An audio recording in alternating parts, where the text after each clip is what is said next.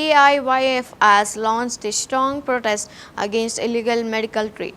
Activists staged a demonstration at the District Drug Control Administration office, demanding strict action on medical shops selling medicines without license or prescriptions. They allege that contraceptive pills, powerful painkillers, and injections are being sold freely, violating rules.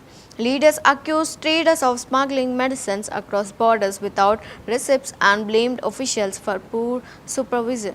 They demanded immediate inspection across the district and cancellation of license of violators.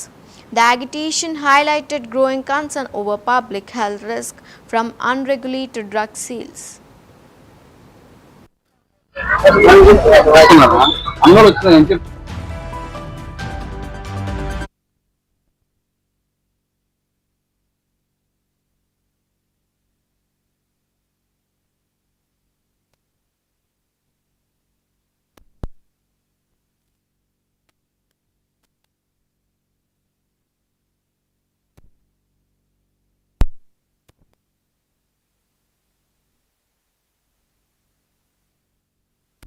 విచ్చలవిడిగా ప్రజలతోన మరి ధనార్జన రాష్ట్రంలో కావచ్చు, జిల్లాలో కావచ్చు, ఎక్కడ చూసినా medical mafia విచ్చలవిడిగా చెలరేగుతూ ఇవాళ మెడికల్ స్లిప్ పైన ఒక ధర ఉంటే వాళ్ళు అమ్మే ధర ఒకటి నిర్ణయిస్తూ విచ్చలవిడిగా ప్రజలతోన మరి ధనార్జన ధ్యేయంగా కొనసాగుతున్నటువంటి మెడికల్ మాఫియాని అరికట్టాలని చెప్పేసి వాళ్ళ కథనాలు కూడా ఇప్పటికే సివిఆర్ఎస్ వెలుగులో తెచ్చింది.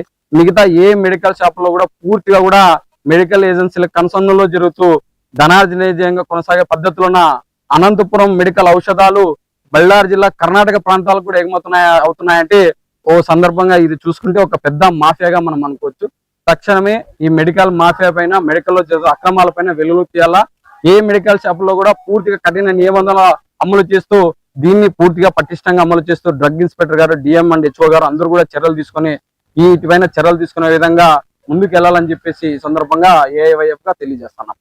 ఈ రోజు మీ పత్రికా తెలిసింది ఏంటంటే, గత సంవత్సరం ఫైనాన్షియల్ ఇయర్ లో మొత్తం అనంతపురంలో మేము 100 షాపులు తనిఖీ చేయడం జరిగింది. 270 షాపుల్లో నిబంధనలకి విరుద్ధంగా మందుల అమ్మకాలు జరిగినట్టు గుర్తించడం జరిగింది. వాళ్ళందరూ కూడా షోకాస్ నోటీసులు జారీ చేసి వాటిని లైసెన్స్ కూడా సస్పెండ్ చేయడం జరిగింది. అలాగే 2 లైసెన్సులు ఎవరైతే ఈ మత్తు ధరించే పదార్థాలని ప్రిస్క్రిప్షన్ లేకుండా, సరైన రికార్డులు లేకుండా అమ్ముతున్నారో సదరు షాపుల్ని లైసెన్స్ రద్దు చేయడం జరిగింది.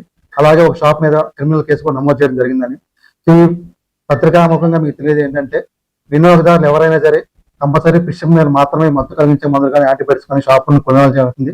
కొనుగోలు చేసిన మందుల్ని తప్పనిసరిగా షాపు వారి దగ్గర నుంచి బిల్లులు పొందవలసిందిగా కోరుతున్నాము.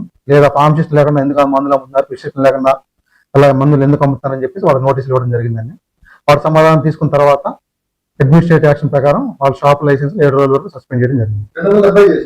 270 షాపులు సస్పెండ్ చేయడం జరిగింది. ఈ రోజు మీ పత్రికా తెలిసింది.